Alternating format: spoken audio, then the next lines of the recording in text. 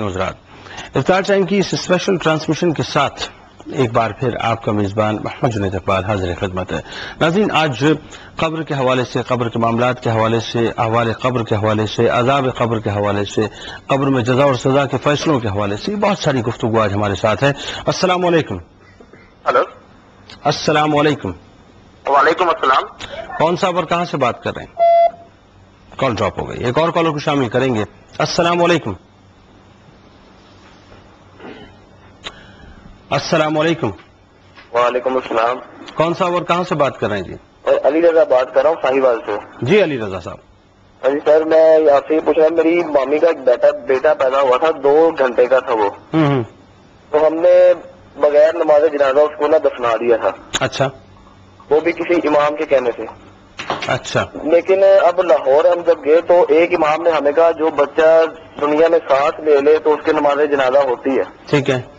تو ہم یہ اس دور میں پڑے ہوئے کہ اب اگر ہوتی ہے تو پھر اس کا کفارہ کیا، ہمیں یہ پوچھنا ہے۔ ٹھیک ہے جی، آپ کو بتاتے ہیں۔ آپ کا بہت شکریہ، آپ نے ہمیں کال کی۔ مفتی صاحب کیا فرمائیں گے کہ جو 2 گھنٹے کا بچہ ہے؟ جی دیکھیے، ظاہر ہے کہ اس نے دنیا میں سانس لیا ہے، تو اب ظاہر ہے کہ رویا بھی ہوگا، تو علماء کرام فقہاء دین فرماتے ہیں کہ اگر کوئی بچہ دنیا میں آیا ہے، سانس لیا ہے، تو اب اس کی نماز جنازہ بھی ہوگی، کفن و دفن کے بھی تمام معاملات، لیکن وہ اب اگر ایسا نہیں ہے تو اس کا کفارہ کچھ بھی نہیں ہے۔ ٹھیک ہے، بالکل صحیح۔ بات کو مزید آگے بڑھاتے ہیں، اور عیسیٰ صاحب جیسا کہ آپ سے بات ہو رہی تھی کہ قبر کے معاملات کے حوالے سے آپ اس کو کیسے دیکھ رہے ہیں، ایک اور کالر کو شامل کیے لیتے ہیں۔ السلام علیکم۔ ہلو، ہلو، السلام علیکم۔ وعلیکم السلام۔ جی، کون صاحب اور کہاں سے بات کر رہے ہیں؟ اسلم بول رہا ہوں صاحب، الگر سے۔ کہاں سے بات کر رہے ہیں؟ الگر انڈیا۔ ہندوستان سے بات کر رہے ہیں، تھوڑا سا اونچا بولیے گا بھائی۔ ہاں، انڈیا سے بول رہا ہوں۔ جناب فرمائیے۔ قبر میں دفنانے کے بعد لوگ بعد میں اذان دیتے ہو، صحیح ہے غلط ہے؟ اچھا، ٹھیک ہے، آپ کو بتاتے ہیں۔ آپ کا بہت شکریہ، آپ نے ہمیں کال کی۔ عیسیٰ بھائی یہ بتائیے کہ موجودہ دور میں آپ کیسے دیکھ رہے ہیں؟ چلے اس بات کو اس طرح سے سمجھتے ہیں آپ سے کہ موجودہ دور میں آپ کیا سمجھتے ہیں کہ ہمیں اپنے قبر کی فکر ہے؟ دیکھیں، قبر کے لیے تو حدیث میں یہ بتایا گیا ہے کہ انسان کو موت جب یاد ہوتی ہے تو قبر بھی یاد ہوتی ہے۔ ٹھیک ہے۔ معاشرے میں تو اب جو ہم دیکھتے ہیں کہ جب انسان جنازہ لے کے جا رہا ہوتا ہے، پریکٹیکلی یہ دیکھا گیا ہے کہ ہم لوگ اس وقت بھی یعنی کہ بزنس اور پتہ نہیں کہاں کہاں کی لوگ باتیں کر رہے ہوتے ہیں، جبکہ یہ مقام عبرت ہوتا ہے ہم سب کے لیے کہ یہ شخص جو آج ہمارے ساتھ تھا، کچھ دیر پہلے ہمارے ساتھ تھا، آج ہم میں سے نہیں۔ اور انسان تو اتنا غافل اس چیز سے، کیونکہ جو ڈے آف ججمنٹ قیامت کے دن کا جو حساب ہونا ہے وہ تو ہوگا۔ جنید بھائی، جو قبر کا عذاب ہے، اللہ پناہ کرے ہر مسلمان کو اس سے کہ بڑا سخت عذاب ہے، بڑی وعید آئی ہے ان پہ، تو غافل ہے اس سے۔ یہ معاشرے میں عام ہے کہ قبر کے عذاب سے انسان اتنا غافل ہے، جبکہ احادیث میں یہ آیا ہے کہ قبر کی عذاب سے اللہ کی پناہ مانگے ہر انسان پناہ۔ ٹھیک ہے، بات کو آگے بڑھائیں گے۔ مفتی صاحب اب آتے ہیں اس گفتگو کی طرف کہ جہاں چونکہ مطلقاً تو ہم نے خاصی باتیں کر لیں، ایک مردہ ہے اس کو قبر کے اندر دفنا دیا گیا، ٹھیک ہے جی، اس پہ کلام کریں گے۔ السلام علیکم۔ ہیلو، السلام علیکم۔ وعلیکم السلام۔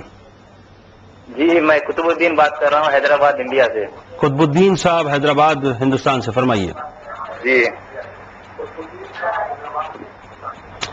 قطب الدین بھائی، یہ تھا کہ مطلب موت ہونے کے بعد مرد کو کتنی دیر بعد دفنا دینا چاہیے؟ انتقال ہونے کے کتنی دیر بعد دفنا دینا چاہیے؟ ٹھیک ہے، آپ کو بتاتے ہیں۔ آپ کو بہت شکریہ، آپ نے حیدرآباد دکن ہندوستان سے جوائن کیا۔ السلام علیکم۔ ہیلو، السلام علیکم۔ وعلیکم السلام۔ میرا خیال ہے شاید یہ کال ڈراپ ہو گئی ہے۔ چلیں جی، اسی بات سے بات کو آگے بڑھا لیتے ہیں۔ ہمارے یہاں بلکہ شاید ایک ہی رائے ہے اس حوالے سے، دوسری رائے تو نہیں ہے، لیکن دوسرا یوں سمجھ لیے کہ تساہل سے لوگ کام لیتے ہیں یا غفلت سے کام لیتے ہیں۔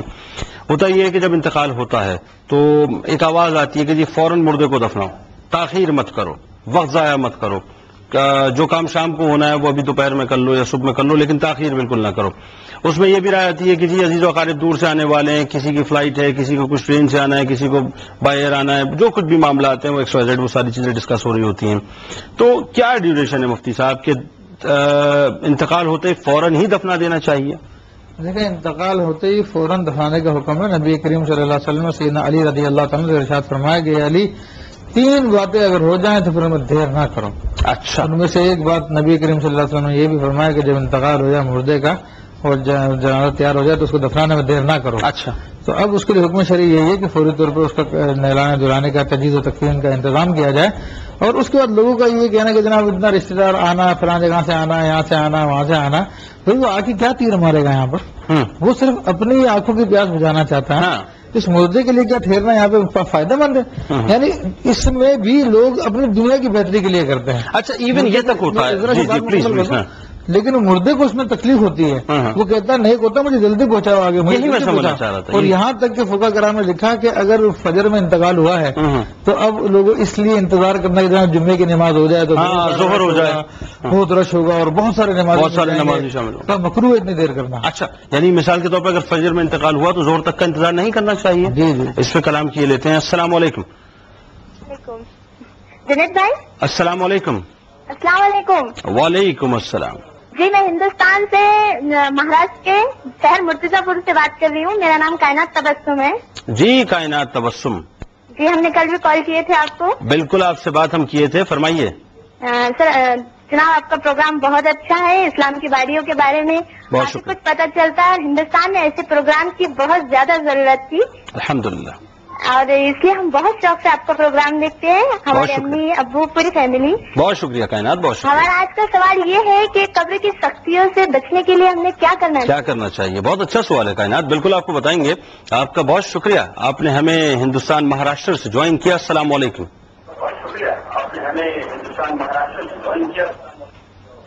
کال ڈراپ ہو گئی. جی میں عرض یہ کر رہا تھا، اب ہمارے ہوتا یہ ماں دور رہتی ہے یا باپ دور رہتے ہیں یا جی بھائی دور رہتا ہے یا جی وہ اپنا پنجاب میں رہتے ہیں، جی پنجاب سے آنے والے ہیں، جی 1 گھنٹے بعد کی فلائٹ ہے، یا فرض کیجیے یورپ میں رہتے ہیں، جی سیم ڈے کی فلائٹ ہو گئی، اس کو جو ہے وہ کولڈ اسٹور روم میں جو اسٹوریج کرا دیں، یا جو کچھ بھی XYZ معاملات ہوتے ہیں.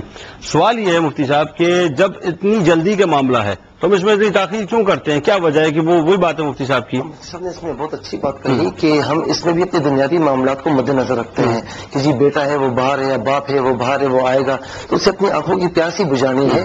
تو کسی انسان کے لیے اب ظاہر ہے کہ وہ مردہ ہو چکا ہے، وہ مر چکا ہے. اب فقہائے کرام نے بھی اور نبی کریم علیہ الصلوۃ والسلام نے سب سے بڑھ کر حکم دے دیا ہے کہ اس کے دفنانے میں جلدی کرو، دیر نہ کرو. اس کی وجہ، اس کا ایک ریزن یہ بھی سمجھ میں آتا ہے کہ اب اس کا عالم برزخ شروع ہو چکا ہے. یعنی یہ اب ہم سے پردے میں جا چکا ہے. خدا نہ، یعنی اگر وہ نیک بنتا ہے تو اس کے ساتھ جو جزا کا سلسلہ ہوگا آپ اس سے کیوں محروم کر رہے ہیں؟ ہاں، یہ بڑی ایک اہم بات ہے. اس کی ذرا سی وضاحت کیجیے کہ کوئی شخص ظاہر ہے وہ نیک، اب خلق کہتی ہے وہ نیک ہے، اور یہ سرکار کی حدیث کا بھی غالباً مفہوم ہے کہ اگر جنازے کے وقت خلق کہے کہ وہ نیک اور جنتی ہے، پڑوسی گواہی دے تو وہ نیک ہوتا ہے، اور اگر کہیں کہ دوزخی اور بدکار تھا تو ظاہر ہے اس کا حساب وہی ہوتا ہے. تو سوال یہ ہے کہ اگر خلق یہ کہتی ہے کہ وہ شخص نیک ہے، اس کے باوجود اس نیک شخص کو جو ہے وہ بچی چونکہ امریکہ سے آنے والی ہے تدفین میں، یا یورپ سے بچہ آنے والا ہے، تو اس کو جو ہے وہ ہم سرد خانے میں رکھ دیتے ہیں. بالکل اس طرح نہیں کر سکتے، سرد خانے میں نہیں رکھ سکتے، بلکہ فوراً دفنانا چاہیے.